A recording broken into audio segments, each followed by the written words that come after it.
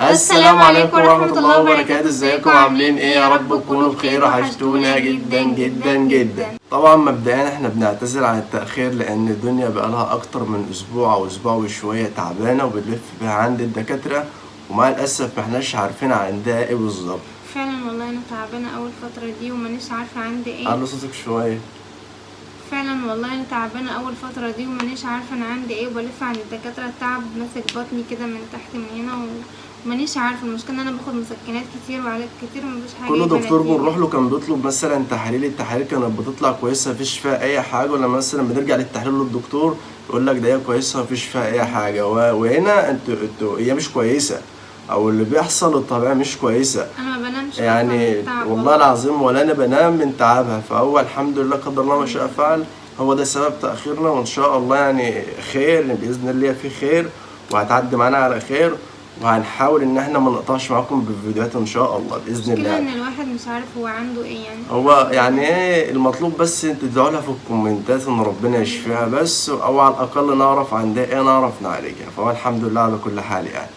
فيديو النهارده يا حبايب قلبي عبارة عن ايه؟ عبارة عن كل واحد مين فينا يعرف التاني اكتر. بالزبط. انا مثلا كاتبه 6 اسئله، هو كاتب 6 اسئله، انا هجاوب عليهم يبقى انا ليا نقطه، ما جاوبتش يبقى انا ماليش اي نقط خالص. يعني بمعنى اصح كل واحد جايب ورقه كاتب لنفسه 6 اسئله عن نفسه، هيسال التاني فيهم. بس والله انا ما اعرف انا هو ما يعرف انا كاتبه ايه ولا انا اعرف هو كاتب ايه. الاسئله مختلفه خالص ومحدش يعرف ورقه التاني فيها ايه. لان التحدي ده هيبقى له عقاب، والعقاب هيبقى له فيديو لوحده، لان انا لما بعاقب هي انا معرفش ممكن تتعامل معايا ازاي، بس ان شاء الله انا واثق ان الفيديو ده بامانه العقاب لو انت خسرت، العقاب اللي انا اقول لك عليه تنفذه والله العظيم هيتنفذ ايا كان هو ايه. انا عملت الفيديو ده مخصوص ومتحمس فيه، مش عشان خاطر العقاب، عشان خاطر كان فيه كذا سؤال كده كنت عايز اسالهم لدنيا، بس هي جت في الفيديو الحمد لله.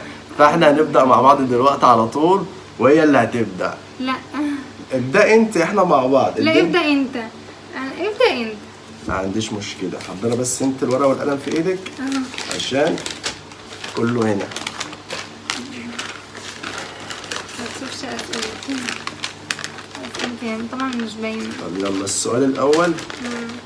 طب دلوقتي احنا هنمشيها ازاي؟ سؤال وسؤال ولا كل واحد يقول ال6 بتوعه؟ كل واحد يقول ال6 بتوعه. ال6 بتوعه مره واحده. طيب حاضر. السؤال الاول، ايه اكتر لون بحبه؟ الاسود. طب فكري شويه اي حاجه. معروف الاسود. هو فعلا اكتر لون قريب ليا هو الاسود، عشان بحب الغوامق جدا عن الفواتح يعني. طيب يعني كده اتحسبت لك ماشي، يبقى فكري كده اي حاجه. افكر ايه وانا حاجه انا عارفاها؟ طيب بص بقى، السؤال ده انا قصدت ان انا اكتبه لك عشان اسالك. لا مش محرج ولا حاجه، هو سؤال عائلي بس عني انا يعني. تمام. السؤال بيقول عندي كام عم وعمه؟ عندك كام عم؟ عندي كام عم وعندي كام عمه؟ لا بس انا هقول لاخواتك من ابوك بس، اللي اعمامك من ابوك بس، مش اللي هم ولاد عم وولاد لا لا الشقايق. الشقايق. مش ولاد عم ولا ولاد عمتي. عمين. مظبوط. واربع عمات. انا نفسي تفكري يعني، ادي نفسك فرصه تفكري. افكر في ايه وانا عارفه؟ ده كان السؤال الثاني. طيب السؤال الثالث. ايوه. اكتر نوع برفان بحبه؟ انا عارفاه، استنى. ان شاء الله مش هتعرفوا، ان شاء الله اكون ناسياه. اللي هو الاوريجينال ده، اللي هو استنى هقول لك اهو، اللي انا وده كنا جايبينه ايام الفرح. مش فيه، هو اسمه ايه؟ اسمه اكتر نوع برفان بحبه. حسبي الله ونعم الوكيل في كل ظالم. ليه بس كده؟ هو فعلا اكتر، انا بقول في الظالم، فعلا اكتر نوع برفان بحبه هو البوسيس. طيب السؤال الرابع، اكتر اكله بحبها؟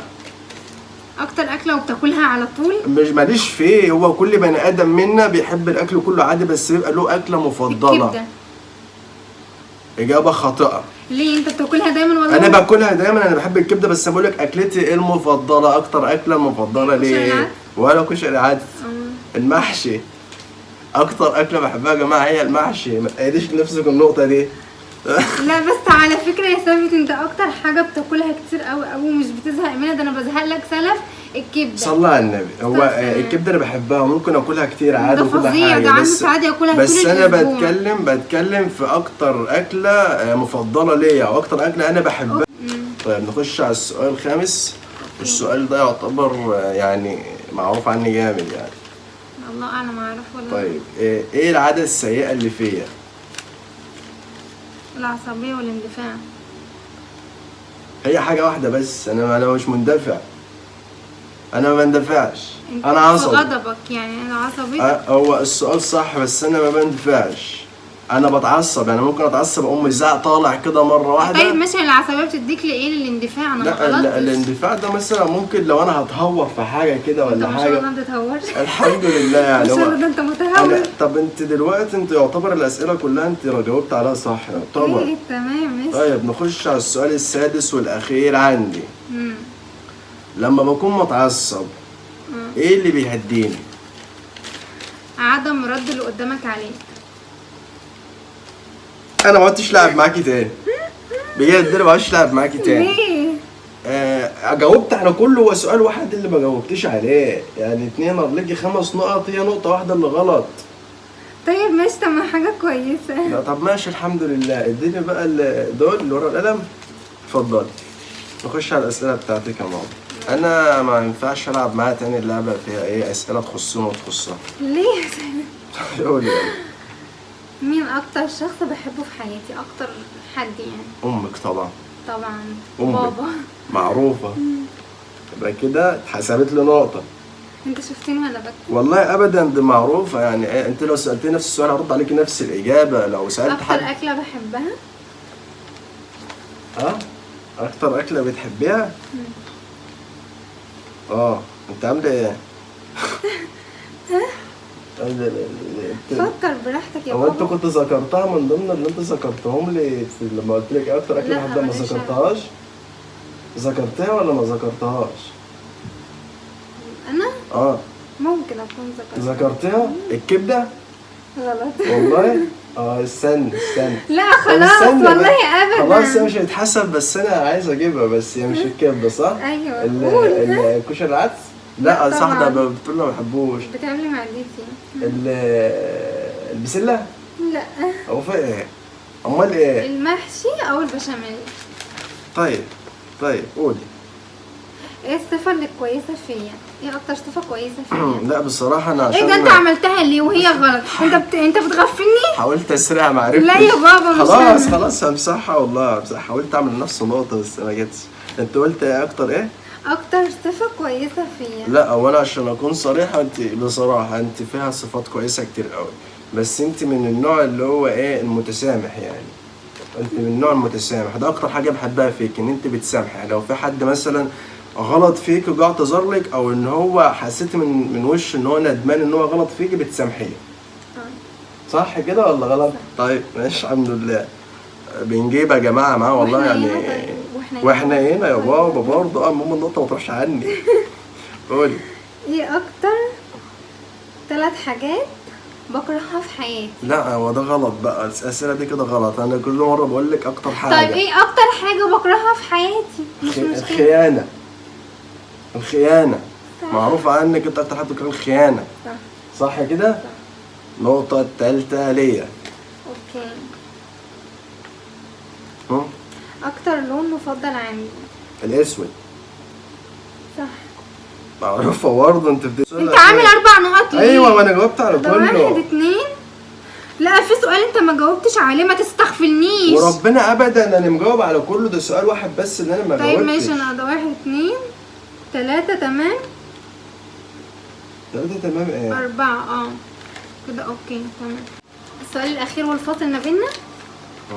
لا مش الفاصل، هو انت خلصت اسئلتك كده الاول. ماشي، ما هو فاصل ما بيننا. مش فاصل، لسه ما فيش فواصل. الفاصل ده في الاخر خالص لما نشوف هتتم التعادل ما بيننا او في حد كسبان. ما هو ده الفاصل. هو ايه اللي انا قلته؟ يا رب نفهم. انت دلوقتي ليكي 5 نقط وانا لحد دلوقتي ليا 4. ماشي. وانت دلوقتي هتقولي السؤال الاخير. لو انا جاوبته يبقى انا كده ليا 5 وانت ليكي 5. كل واحد هيكتب السؤال، هو ده اللي هيبقى الفيصل ما بيني وما بينك. اوكي تمام. يا رب نفهم. هقول بقى مين اكتر واحده في عماتي بتكلم معاها؟ انا عايز اذكر اسامي عادي. عمتك ميرفت. انت شفتني وانا بكتبه؟ لا اقسم بالله انا عارف ان انت بتتكلمي معايا دايما. صلى على النبي عشان نكون حلوين مع بعض يا جماعه كده. انا ليا 5 نقط وهي بالفعل لها نفس ال5 نقط. كده الحل ان انا المفروض هكتب لنفسي سؤال كمان وهي هتكتب لنفسها سؤال كمان، وده هيبقى الفيصل ما بيني وما بينها. تمام؟ ده السؤال الفيصل ما بيني وما بينها، يعني ده السؤال بتاعنا ولسه سؤالها هسأله لها دلوقتي على طول. مين اكتر شخص برتاح له في الكلام؟ لو عنده مشكلة بروح اتكلم معاه، ولو ما عنديش مشكلة بروح اتكلم معاه. اختك ام محمود. صح؟ اختك ام محمود. هي بالفعل انا اكتر شخص يا جدعان لما مثلا عندي مشكله وما عنديش مشكله اول حد يجي في دماغي بلجأ له هي اختي الكبيره، ما فيش كلام يعني. اتفضلي يا بابا سؤالك. طيب ماشي، هو سؤالي عادي خالص وبسيط جدا يعني. ماشي. ايه اكتر حاجه بحبها؟ الشتاء، صيف، الربيع. هو ايه شتاء صيف ربيع؟ حاجه من انت بتحب من دول يعني؟ يعني. طب ما انت لو ما اي شخص لو حاول يعني الشتاء ولا الصيف ولا الربيع ولا الخريف الحاجات دي يعني. لا انت ما ذكرتش خريف بقى، هنخرفه ليه بقى دلوقتي على بعض؟ هنخرف. انت ما ذكرتش خريف. ايه اكتر حاجه بحبها؟ ده انت عارفها يعني. انت لو الصيف. لا اكتر حاجه بحبها على فكره انت لو سالت اي حد اقول لك الفيصل اللي هو ايه بقى الخريف او الربيع بمعنى الصح. ماشي بس انت جاوبت غلط خلاص ماليش فيه. انت قلت لي الصيف وهو ماشي، انا بحب الصيف بس هو مش اكتر حاجه. امال ايه بحب الخريف. انا راضي ذمتكم، هي ذكرت الخريف. ايوه انا رجعت قلت لك الصيف ولا قالت صيف شتاء ربيع؟ اوكي يا عم هو الربيع. خلاص يا عم ربيع. هو تمام. انت الجوله انت خدتها يعني. أيوة. الف مبروك. وبورينا تعمل عقاب ازاي. ارض لك ايه بقى وبتنجان ايه. بورينا تعمل العقاب بتاعك ازاي هنا خلاص ماشي. خسران. ورانا الناس كده ما هي خسران. يبقى وريني. انا شخصيا كنت مرتب عقاب في فيديو كامل متكامل اقسم بالله ما تعرف عنه اي حاجه، وكان هيبقى طول الفيديو العقاب من نفس النوع ولا تعرف اي حاجه. لا عرفت نوع العقاب اقسم بالله. طب قولي لو صح اقول لك صح بجد والله العظيم. والله اقول لك نعم او حاضر اليوم كامل. ما حصلش ابدا. كنت مرتب لها واحد عقاب بقى انك تشغلني كده مرمطه. ابدا والله انا كده المفروض ان الجوله. طب ما تقولي عقابك كان ايه عادي. لا ما يمكن يحصل مثلا تحدي زي ده تاني وانفذ فيك نفس العقاب، فانا خلاها في دماغي كده لحد اما الفكره تطلع لوحدها كده. اصل هو عقابه كده المفروض هعرفه هيتعمل فيها عادي. هي ذكيه فاكره ان هي اذكى مني. لا ده انا انصح منها، عايزين اقول العقاب عشان هي اللي تنفذه فيا. لا والله مش الفيديو الجاي ان شاء الله هو اللي هيبقى فيه العقاب. تمام؟ هنعمل العقاب في فيديو لوحده خاص بذاته وهننزله. وما تنسوش تعملوا لايك في الفيديو واشتراك في القناه وتفعلوا زر الجرس عشان يوصلكم. طب ما اديني بس ودي للناس نبذه صغيره كده عن نوع العقاب. لا ابدا. ما انا كده هعرفه. تعرفوا لما ابقى اجي انفذه. انت رضيت تقولي عقابك انا اللي كسبت وانت ما رضيتش تقوله، عايزني انا اقوله. موافق والله العظيم موافق. لو عجبكم الفيديو متنسوش تعملوا لنا لايك، ولو لسه ما اشتركتش اشترك في القناه وفعل زر الجرس يوصلك كل جديد. وده كان نهايه الفيديو بتاعتنا، واستنوا فيديو العقاب بتاع دنيا ان شاء الله. فيديو خاص بذاته كده عقاب كامل يعني هننزله ان شاء الله. في نهايه الفيديو بنقول ايه؟ السلام عليكم.